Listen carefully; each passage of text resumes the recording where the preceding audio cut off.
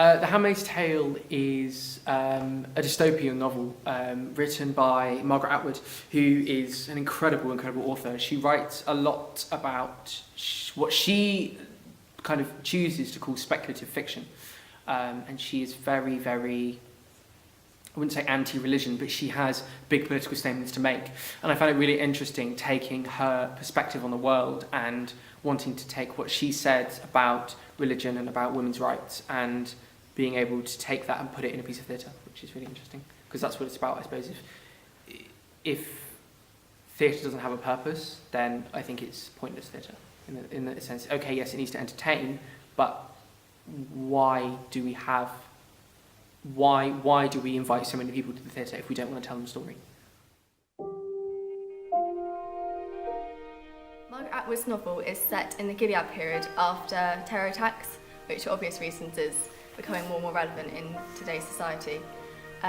Gilead is a theocratic totalitarian regime with vast segregation of society by gender, fertility, but with a very strong emphasis on hierarchy. There's various themes in the novel, for example, the reality of evil, feminism, oppression, faith, but actually more Old Testament, as that's what they're reverting back to, and they have no worldly pleasures. Everything in the novel has happened in some point in our history, whether near or far, and that's very important to Atwood. So nothing that happens in this is completely out of our human nature. One of the main processes we used were Katie Mitchell's idea of facts and questions. So we'd come up with a list of facts about a character and questions that we want to ask, so that we would feedback with the group and find out, if anyone had any ideas of answers to our questions to help us develop our character further. We also used contact improv, especially between the scene of Giles and April, because it showed their romantic relationship that they had and showed the closeness between them as characters, and sort of put the piece together and made it more believable and brought the audience into the world of the handmaids and their relationship between other people outside the world. One of the biggest challenges we faced in devising this project, I think, was in terms of the movement, finding the movement to sort of present this world of Handmaid's Tale. But by looking at many different processes used by lots of different theatrical companies, such as Jacques Lecoq and other ones, we were able to pinpoint what these characters would do in the world movement, which made it a lot simpler for us. The processes kind of stemmed from beginning with Stanislavski. So we started with super objectives and objectives. Then moving from there, a lot of monologue work that we did, beginning with a lot of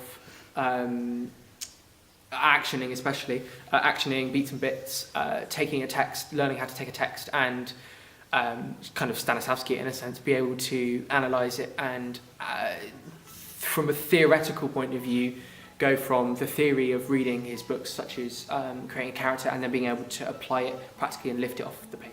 My character is Moira, and she's the most rebellious in the group. She's at the Red Centre, and she basically does everything that's against the rules at the Red Centre. She's also it's called gender treachery in the novel, but it basically means that she's a lesbian, so that's why she's there, and that's why she's been punished so severely. So she ends up escaping from the Red Centre, and she's friends of Offred, so they knew each other in childhood, and she talks about that quite a lot throughout the... My character is Aunt Lydia, and she is in charge of training all the handmaids in the Red Centre. She's a very authoritative character, and she doesn't take orders from anybody. She doesn't like when the girls are rebellious, especially Moira. Moira's the rebellious one. So Lydia is very argumentative against Moira, and she also gets very angry with the commander at one stage when he is not doing as he's told to do. So I play the character of Janine. She's a handmaid in the Red Centre. When she was younger, she was raped, which has sort of affected her life as she's gotten older, and that sort of builds her as a character.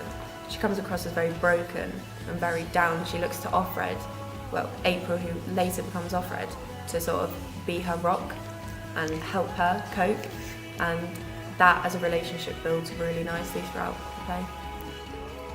I really like giving people a task and then just stepping back and going, okay, now you're creating the material. So to begin with, we started by writing letters. So I got everybody we all sat in a circle and everybody started writing. And after about 2 minutes, I would say, okay, everybody swap. So everybody would pass that letter to the person who would write, and then they'd carry on writing. And that was a really quick way of just generating lots of text and also seeing how different people write. And you can see that I've tried to, as much as I can, take the bits of text and put them in the text that we ended up with the finished product.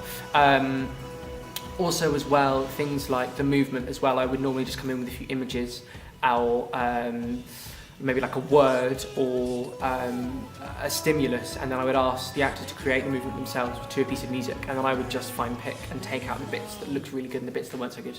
And that's kind of that's one way of working that I find really works with people who are really good at creating material and are really creative as well. My character's April, who is Offred in the novel, and she represents the sort of every woman in this time in the society. She is fertile, so she's sent to the Red Centre and has to leave behind her husband Luke and child, which really plays in her mind throughout the novel. She does comply, although she doesn't necessarily agree with the regime, and a lot of the time she does try to manipulate her world in certain ways, but isn't as rebellious as Moira. Challenges you faced when creating the piece? Movement definitely was a big one. I love to work in movement. I love practitioners like DV8, Lloyd Newson, Jacques Lecoq. I love Jacques Lecoq. His states of tension and things really interest me. And that was really the beginning point, was going, okay, how can we create a piece of theatre that is visually spectacular as well as telling a really good story.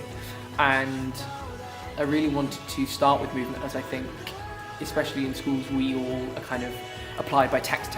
You must study text, you must learn how to, in drama especially, you must learn how to provide text, you must learn about practitioners, and actually just being able to let go of it, especially at grammar school, just being able to let go of it slightly and being able to learn how to move in not necessarily form of dance, which is really key as well.